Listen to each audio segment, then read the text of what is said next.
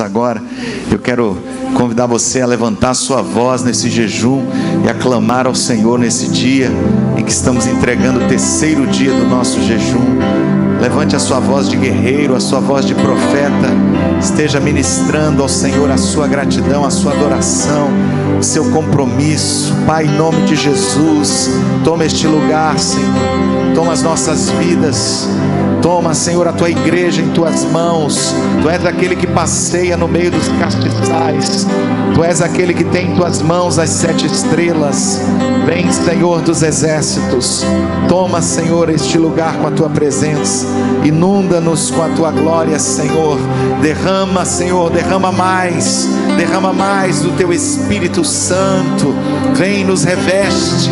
Vem, nos reveste de ti mesmo, Senhor.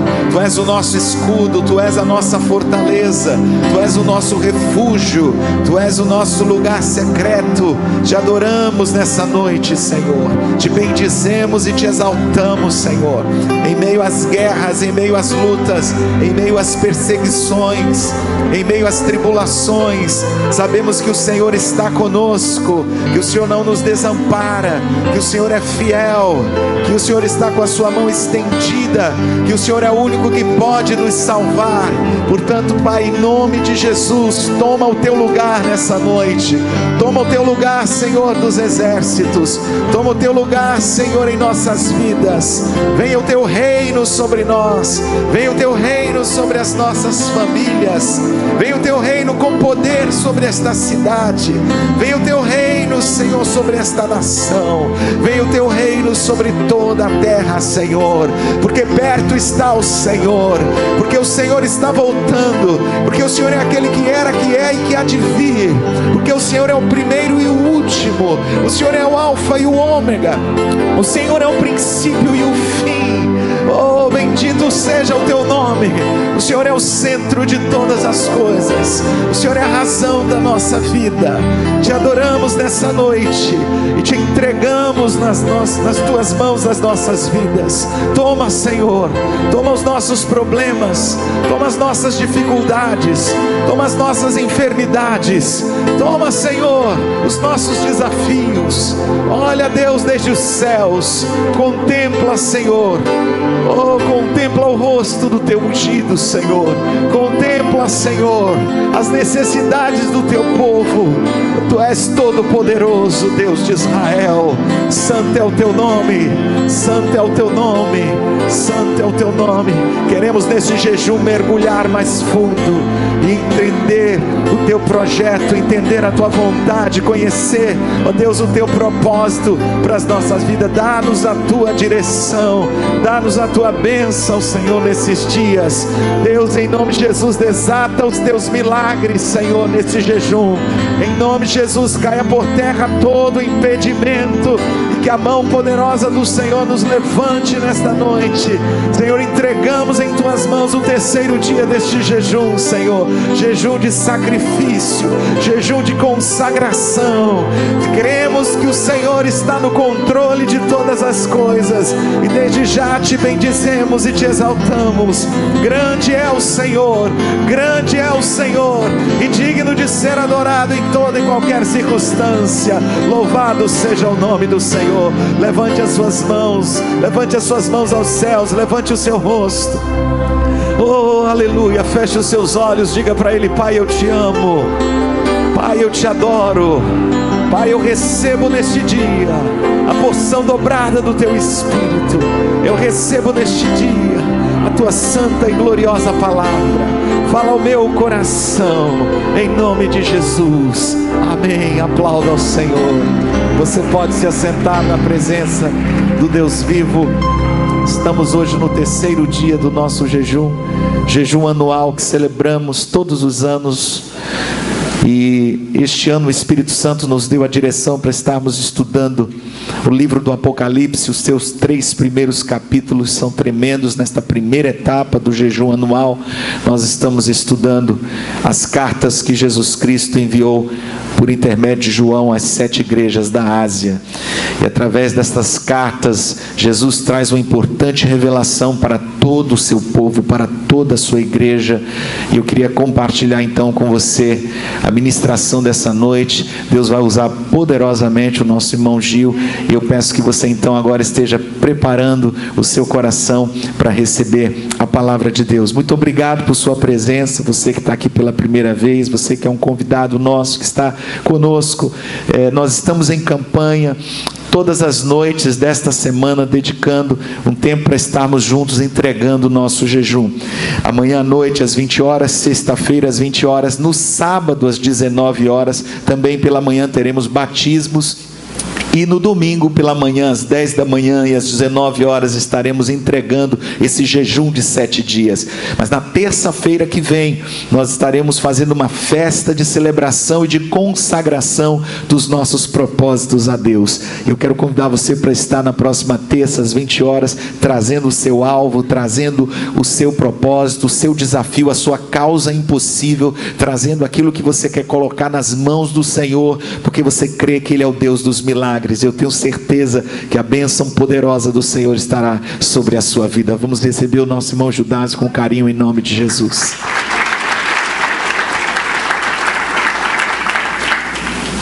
Aleluia, glória a Deus. Glória a Jesus. Amém. Aleluia. Glória a Deus. Você pode aplaudir ao Senhor.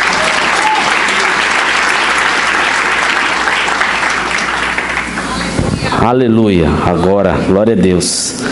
Quem está entusiasmado com esse jejum? Amém? Nós temos recebido revelações poderosas do Senhor desde o início. Eu creio que não vai ser diferente até o final. Nós temos muito a aprender com essas cartas que Jesus trouxe para nós como revelação na sua palavra. Amém? Abra sua Bíblia, hoje é o terceiro dia. Apocalipse no capítulo 2, versículo 8. Perseguidos, mas não desamparados. Apocalipse capítulo 2, no versículo 8.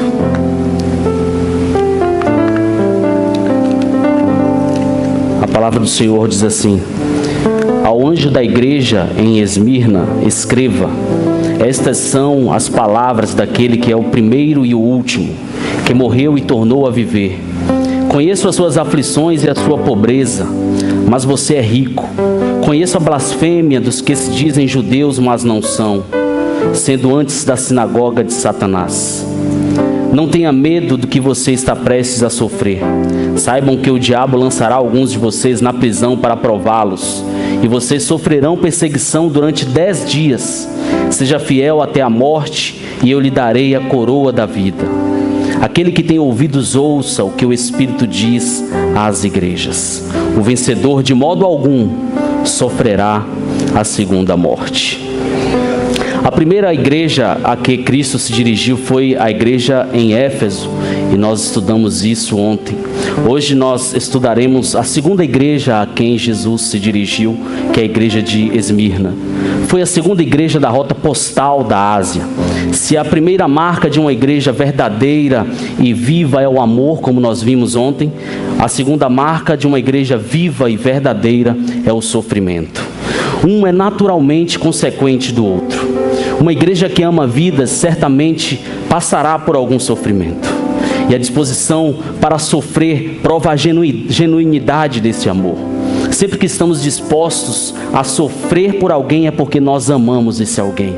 Eu me lembro quando Pedro e João foram açoitados por pregarem no nome de Jesus, no livro de Atos, no capítulo 5. E a palavra fala que eles estavam regozijando-se porque haviam sido considerados dignos de sofrer desgraça pelo nome de Jesus Cristo. O próprio Cristo esteve disposto a sofrer por nós, por amor a nós. Ele provou na cruz a genuinidade do seu amor para conosco, indo até as últimas consequências, indo até a morte de cruz. Sobre a carta de Esmirna, vejamos alguns pontos importantes. Primeiro, o endereço. No versículo 8 desse texto que nós lemos, a palavra fala, na primeira parte do versículo: ao anjo da igreja em Esmirna, escreva.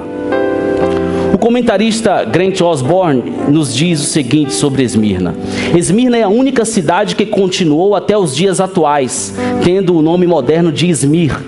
Outra cidade portuária com um próspero comércio de exportação a 35 quilômetros ao norte de Éfeso. Era conhecida por sua beleza e orgulho cívico, chamando-se a primeira na Ásia. Manteve um excelente relacionamento com Roma. Foi a primeira cidade na Ásia a erguer um templo para a deusa Roma em 195 a.C. E em 26 depois de Cristo, por causa da sua longa lealdade a Roma, derrotou 10 outras cidades pelo privilégio de construir um templo para o imperador Tibério. Nas décadas seguintes, tornou-se um centro do culto imperial. Em 600 a.C. foi destruída pelo rei da Lídia, mas quando Alexandre o Grande chegou em 334 a.C., ordenou que fosse reconstruída. Isso foi feito em 290 a.C. por Licímaco e Antígono, 2 de seus sucessores. A cidade foi reconstruída perto do porto. A sua arquitetura a tornou uma das cidades mais agradáveis da Ásia. Os famosos templos de Zeus e Cibele, estavam conectados por um shopping que era invejado pelo mundo antigo. Um grupo de edifícios chamados a Coroa de Esmirna, uma acrópole no Monte Pagos e uma bela estrada chamada a Rua do Ouro. Tinha uma grande população judaica que se opunha voluntariamente aos cristãos naquela época. Isso pode ter sido ocasionado pela destruição do templo em Jerusalém e o consequente sentimento anti-judaico, do Império Romano. O cristianismo tornou-se uma dupla ameaça. Não apenas uma ameaça religiosa, mas também uma ameaça política. O anúncio sobre o culto exigido ao imperador Domiciano facilitou a perseguição, e os judeus estavam empenhados em denunciar os cristãos às autoridades, possivelmente para desviar a atenção de si mesmos. Eu estou falando essas coisas porque você precisa se situar. A quem essa carta está sendo endereçada? Qual é o momento daquela igreja naquele momento? Roma havia dado aos judeus o direito de praticar a sua religião e eles não queriam perder esse privilégio por causa dos cristãos. Além disso, nos anos 80 depois de Cristo, o judaísmo havia excomungado os hereges cristãos de suas sinagogas e eles não queriam nenhum tipo de aproximação. Em 155 depois de Cristo, o famoso bispo da igreja cristã de Esmirna, Policarpo, foi queimado vivo por se recusar a chamar César de Senhor, durante uma extensa perseguição instigada pelos judeus. A própria igreja de Esmirna havia sido fundada por um viajante judeu retornando do Pentecostes, ou provavelmente durante a missão paulina de Atos 19. Sobre essa viagem a Bíblia fala o seguinte: Deus fazia milagres extraordinários por meio de Paulo, de modo que até lenços e aventais que Paulo usava eram levados e colocados sobre os enfermos. Estes eram curados de suas doenças e os espíritos malignos saíam deles. O segundo ponto que eu quero estudar com você hoje é a descrição. A segunda parte do versículo 8 fala: estas são as palavras daquele que é o primeiro e o último, que morreu e tornou a viver. Essa descrição é a descrição de Cristo ressuscitado e glorificado que foi dada ao apóstolo João em Apocalipse 1:17. Nós lemos aqui já, quando o discípulo caiu prostrado aos seus pés. Aqui aprendemos duas verdades nas descrições de Jesus Cristo, de si mesmo, sobre si mesmo. Primeiro, que ele é eterno, ele é o primeiro e o último. Mais cedo em Apocalipse 1:17, Cristo disse a João: não temas, eu sou o primeiro e o último. Em Hebreus 13:8 diz: Jesus Cristo é o mesmo ontem, hoje e sempre. Há grande consolo quando o Cristo eterno, aquele que é o primeiro e o último, aquele que é atemporal, fala palavras de verdade a quem experimenta ou quem está enfrentando algum tipo de sofrimento, que é o caso daquela igreja a quem esta carta estava sendo endereçada.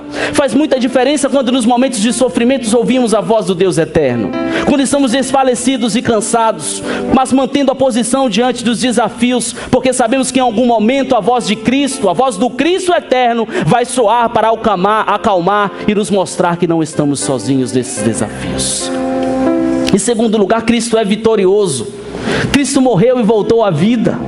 Nós vivemos, depois morremos, mas Cristo viveu, morreu e voltou à vida novamente. E porque Ele vive, nós também viveremos com Ele, se tivermos confiado nele. A sua vitória é a nossa vitória. O Cristo eterno e vitorioso dirigiu palavras àquela igreja. Ele queria encorajá-los em seu sofrimento com a verdade de que Ele vive para sempre e nós também viveremos com Ele. Em Romanos, no capítulo 6, no versículo 8, a palavra do Senhor diz: ora, se morremos com Cristo, cremos que também com Ele viveremos. Você tem essa certeza no seu coração? Você tem essa certeza? Isso arde em você? O terceiro ponto, o elogio. No versículo 9 a palavra diz: conheço as suas aflições e a sua pobreza, mas você é rico. Conheço a blasfêmia dos que se dizem judeus, mas não são, sendo antes sinagoga de Satanás. Cristo elogiou a igreja em Esmirna de 3 maneiras. Em primeiro lugar, Ele elogiou aquela igreja pela tribulação que eles experimentaram. Cristo disse no verso 9, primeira parte: eu conheço a sua tribulação.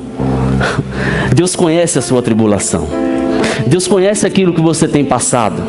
Não fique achando que você está longe dos olhos de Deus, porque Ele está bem perto de você. Aquela igreja estava sofrendo perseguição por causa da sua fé em Cristo. Esmirna construíra o templo em honra ao imperador Tibério em 26 depois de Cristo, mas os cristãos ali se recusavam a adorar o imperador, dizendo: César é o Senhor. Os cristãos ali, eles eram firmes. Para eles o título pertencia unicamente a Jesus Cristo. O título de Senhor pertence apenas a Jesus Cristo e só a Ele daremos toda a adoração. A recusa dos cristãos em adorar a César levou a todos a serem conhecidos por ateus e antipatrióticos. Aqui está uma grande lição para os nossos dias, porque muitas vezes por tão pouco declaramos que Jesus é o Senhor com a nossa boca, mas o nosso coração está distante do Senhor. Por tão pouco nós declaramos que outras coisas com nossas atitudes são o Senhor da nossa vida.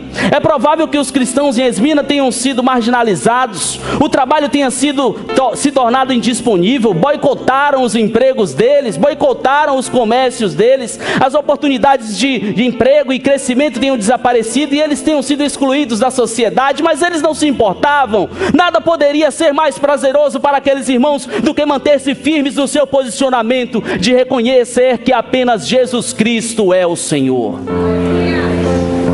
Em segundo lugar, Cristo elogiou aquela igreja pela pobreza que eles experimentaram. Cristo disse no versículo 9, na parte B: eu conheço a sua pobreza. Esmirna era uma cidade muito rica. É estranho que um grupo de cristãos aqui seja reconhecido como pobre naquela cidade. Talvez os cristãos pertenciam às classes mais baixas da sociedade, porque em 1 Coríntios 1:26 diz: porque vede, irmãos, a vossa vocação não são muitos os sábios segundo a carne, nem muitos os poderosos, nem muitos os nobres que são chamados. Mas talvez o amor dos cristãos pelos pobres tenham feito eles ser tão generosos a ponto de se tornarem pobres. Mas esses fatores não explicam adequadamente o que realmente aconteceu. O mais provável é o fato de que os cristãos não realizavam suas práticas comerciais com outros, os demais, os pagãos ali daquela cidade. Eles não participavam de negócios ilícitos, então eles perderam negócios. Os não cristãos tinham atitudes reprováveis, negativas em relação aos cristãos, e assim eles simplesmente se recusavam a se envolver em qualquer tipo de negócio com eles, e isso os levou à pobreza material. Então vem a segunda parte desse trecho que estamos lendo, ainda no versículo 9: mas disse Cristo, você é rico. Olhe para a pessoa que está do seu lado: você é rico. Não importa quanto você tem no banco ou no bolso, você é rico. Amém? Os valores de Cristo não são os valores do mundo, irmãos. As pessoas no mundo valorizam as riquezas materiais, enquanto Cristo valoriza riquezas espirituais. John Stott disse: é claro que Cristo se importa profundamente com os pobres, os necessitados e os oprimidos. As escrituras tornam isso claro. Ao mesmo tempo, acrescenta que aqueles que não possuem grande parte dos bens deste mundo podem ainda ser ricos para com Deus, ricos em fé, ricos em boas obras e ter tesouros nos céus. Em terceiro lugar, Cristo elogiou aquela igreja pela calúnia que eles experimentaram. Ainda no versículo 9 diz: conheço a blasfêmia dos que se dizem judeus, mas não são, sendo antes sinagoga de Satanás. Essas palavras parecem duras aos nossos ouvidos, porque nos tornamos politicamente corretos em nossa cultura. Lembre-se que Cristo era judeu, João era judeu, e eles estavam falando dos seus irmãos judeus aqui. Cristo afirmava que os judeus que o odiavam e rejeitavam a ele eram tanto seguidores de Satanás quanto aqueles que adoravam o imperador.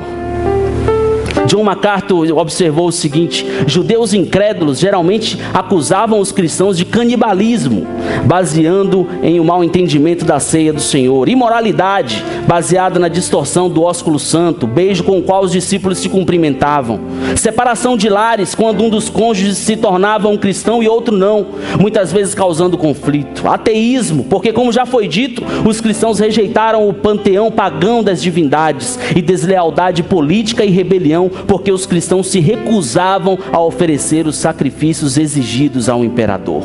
Na esperança de destruir a fé cristã, na esperança de destruir os cristãos, alguns dos judeus ricos e influentes daquela cidade relataram essas alegações blasfemas e falsas aos romanos. Esses inimigos do evangelho eram uma sinagoga de Satanás, o que significa que eles se reuniam para planejar o seu ataque à igreja, fazendo assim a vontade de Satanás. Eles poderiam ter reivindicado uma sinagoga de Deus e fazer ali o que agradava a Deus, mas eles eram e faziam exatamente o oposto àquilo que Deus queria que fizessem. Assim, aquela igreja foi elogiada por Cristo pelo que eles experimentaram em termos de aflição, pobreza e difamação. Será que você tem sido afligido?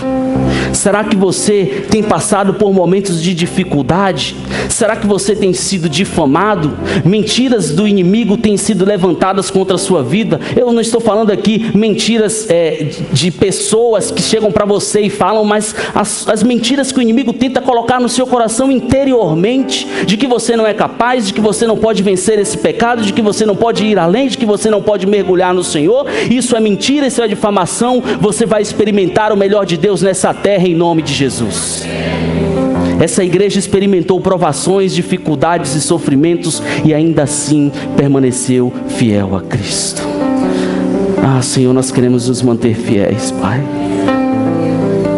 Mesmo que venham sobre nós os piores sofrimentos, mesmo que venham sobre nós as piores afrontas, nós queremos permanecer fiéis a Ti, Senhor. Não deixe que o nosso coração se desvie, Pai. Não deixe que o nosso coração se afaste de Ti, Senhor. O quarto ponto que nós vamos falar é a reclamação. Eu fiz questão de deixar isso aqui, porque Cristo não fez nenhuma reclamação contra a igreja de Esmirna. Não há nada, né? Ela é uma das duas igrejas a quem Cristo não tem queixa, não tem correções a fazer. Mas eu fiz questão de deixar porque Cristo poderia ter a reclamação de murmuração, por exemplo. Por aquela igreja estar passando por sofrimentos, ela poderia murmurar, ela poderia trazer lamúrias, lamentações, mas aquela igreja era uma igreja tão fiel, porque ela se considerava digna de sofrer pelo nome do Senhor. Você tem noção do que é isso? Você sente o que é isso? O quinto ponto, o comando. No versículo 10 a palavra diz: não tenha medo do que você está prestes a sofrer. Saibam que o diabo lançará alguns de vocês na prisão para prová-los, e vocês sofrerão perseguição durante 10 dias. Cristo deu aqui 2 comandos aos cristãos daquela igreja. Primeiro, depois de elogiar os cristãos daquela igreja pelo sofrimento que haviam sofrido, ele avisou que mais sofrimento estava a caminho. Uau! Quando as pessoas pensam que tudo vai melhorar, mais sofrimento está a caminho. Mas Jesus lhes daria forças para suportá-lo, pois Cristo dissera aos seus discípulos em João 16:33: no mundo vocês terão tribulações, mas tenham um bom ânimo, porque eu venci o mundo. Por causa da vitória de Cristo, os cristãos podem dizer com o salmista: em Deus eu confio, eu não terei medo, o que o homem pode fazer comigo? A maioria dos comentaristas acha que essa expressão de por 10 dias você terá tribulação não é uma coisa literal, é um tempo relativamente curto, mas isso não importa. O que importa é que Cristo ordenou que eles não tivessem medo. Se por 10 dias, por 30 dias, 1 ano, 10 anos eles passariam por aquilo, pouco importa. Sejam fiéis, continuem. Em segundo lugar, Cristo ordenou que a igreja de Esmirna fosse fiel. A segunda parte diz: seja fiel até a morte e eu lhe darei a coroa da vida. Embora os cristãos ali estivessem sofrendo tribulação, e mais tribulação ainda viria ao seu caminho, Cristo os encorajou a permanecerem fiéis a Ele até a morte. Ele também lhes prometeu uma recompensa rica por permanecerem fiéis até a morte. Ele lhes daria a coroa da vida. John MacArthur disse: a coroa ou recompensa da genuína fé salvadora é a vida eterna, e a perseverança prova a genuinidade de sua fé à medida que suportam o sofrimento. O que é esse sofrimento que nós estamos vivendo diante daquilo que nós vamos viver na eternidade? O que é aquilo que você tem que abrir mão hoje para viver na eternidade com o Senhor? Não é nada, meu irmão. Perseverança é um ensino da Escritura. Vemos isso em vários textos da palavra de Deus. O sexto ponto, a advertência.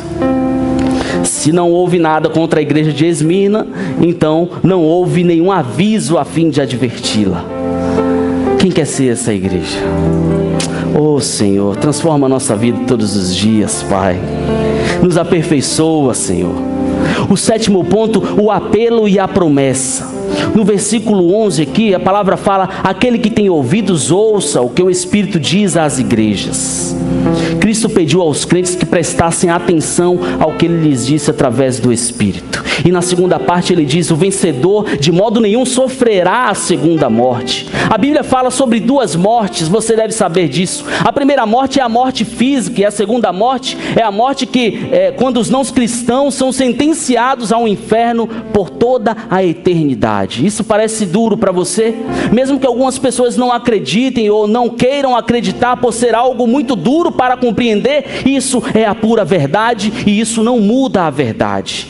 Embora os crentes perseguidos possam sofrer a primeira morte, eles nunca experimentarão a segunda morte, que não é a aniquilação, mas a condenação eterna, o inconsciente no inferno. Essa é uma promessa maravilhosa para todos os crentes em Cristo Jesus. Preste muita atenção, você não vai experimentar a segunda morte, porque você está em Cristo. Amém?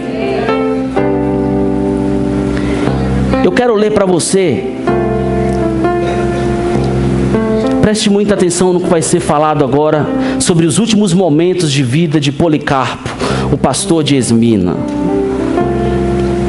Em 2 de fevereiro, provavelmente no ano de 156 depois de Cristo, o venerável bispo de Esmirna, Policarpo, havia fugido da cidade com a ajuda de sua congregação. Mas ele foi rastreado até o seu esconderijo. Ele não fez nenhuma tentativa de fugir ali. Em vez disso, ofereceu comida e bebida para seus captores e pediu permissão para se retirar para a oração, o que fez por 2 horas. Então, quando eles viajaram para a cidade, o oficial encarregado pediu que ele se retratasse. Que mal pode fazer? Ele perguntou. Sacrificar ao imperador? Policarpo recusou. Na chegada, ele foi empurrado para fora da carruagem e levado diante do procônsul no anfiteatro, que se dirigiu a ele. Respeite os seus anos, adore a César. E novamente, adore e eu vou libertar você, vingue-se de Cristo. Ao que Policarpo respondeu: por 86 anos eu o tenho servido e ele não me fez mal. Como então posso blasfemar o nome do meu rei que me salvou? O procônsul insistiu: adore a César. Tenho feras selvagens. Eu tenho feras selvagens, se você não mudar de ideia, eu vou jogá-lo para elas. Chame-as, respondeu Policarpo.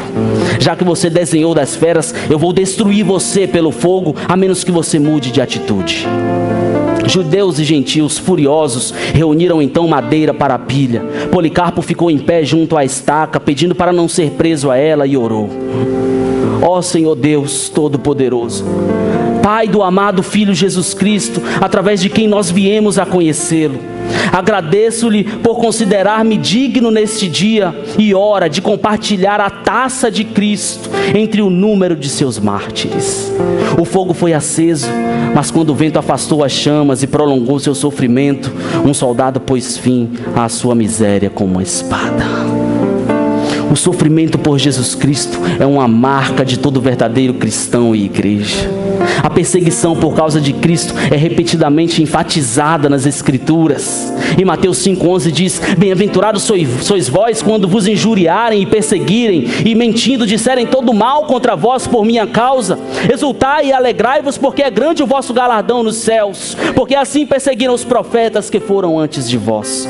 O próprio Jesus Cristo experimentou tribulação, pobreza, difamação, o que levou à sua prisão e morte. Mesmo assim, ele experimentou aquilo que ele diz para a igreja em Esmina e para os cristãos em todas as igrejas, em todas as épocas. Através dos tempos, os filhos de Deus suportam sofrimentos por amor a Cristo. Hoje mesmo, cristãos têm passado por muito sofrimento em toda parte do mundo, por causa de Cristo, por causa do nome, por causa do amor a Cristo.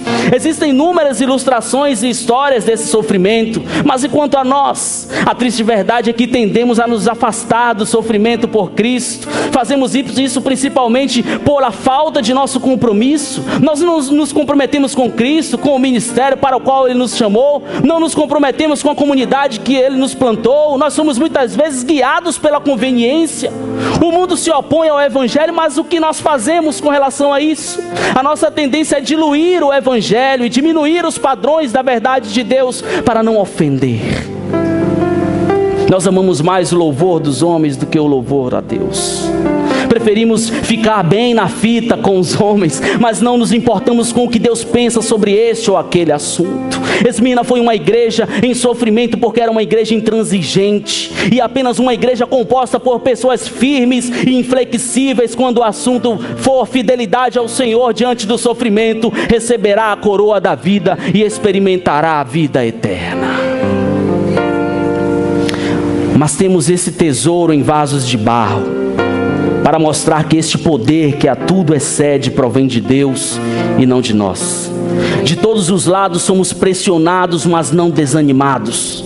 Ficamos perplexos, mas não desesperados. Somos perseguidos, mas não abandonados. Abatidos, mas não destruídos. Trazemos sempre em nosso corpo o morrer de Jesus, para que a vida de Jesus também seja revelada em nosso corpo. Pois nós que estamos vivos, somos sempre entregues à morte por amor a Jesus, para que a vida também se manifeste em nosso corpo mortal. Que Deus nos ajude a ser esta igreja que Ele espera. Feche seus olhos por um momento. Pai, nós te damos graças, Senhor. Ao mesmo tempo que te pedimos perdão por muitas vezes murmurarmos, por passar um sofrimento por causa do Teu nome, Senhor. Nós nos colocamos dispostos a partir de hoje, Pai. Nós nos colocamos de pé e nós afrontamos qualquer questionamento com relação à nossa fé. Nós seremos firmes, nós seremos convictos, Pai. Nós declaramos em nome de Jesus que o Teu poder, que o Teu Espírito guie a nossa vida, e que em nada nós sejamos motivo de vergonha para o Teu Evangelho, mas que ao olhar para nós, ao olhar para cada um de nós, ao olhar para esta comunidade, as pessoas vejam, Pai, uma fé firme, sólida, robusta no Deus da nossa salvação até a eternidade, em nome de Jesus. Vamos aplaudir ao Rei que vive, Bispo Miguel.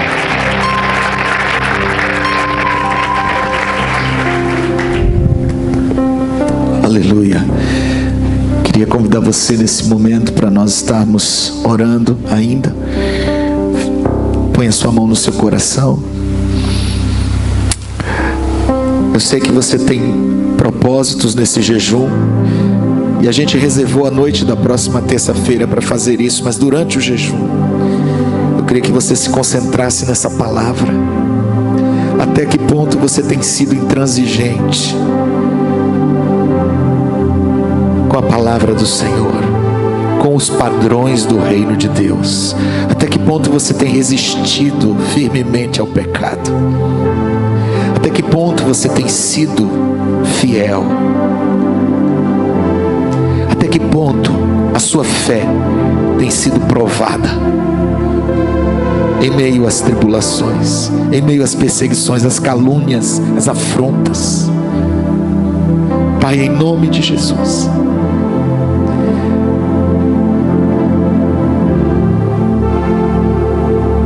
mais importante, o que mais queremos nesse jejum, ao final de tudo, é sermos aprovados. De nada vale nessa vida, Senhor, alcançarmos títulos, bens, conquistas humanas, realizações, se tudo isso ficar somente aqui. Obrigado por esta palavra, porque ela nos mostra que em todas as gerações existiram irmãos preciosos que demonstraram com o seu testemunho, com a sua vida e também até mesmo na sua morte, a sua fidelidade ao Senhor. Ajuda-nos como crentes, como discípulos, como filhos amados, a sermos fiéis até o fim. Nós oramos em nome de Jesus. Amém.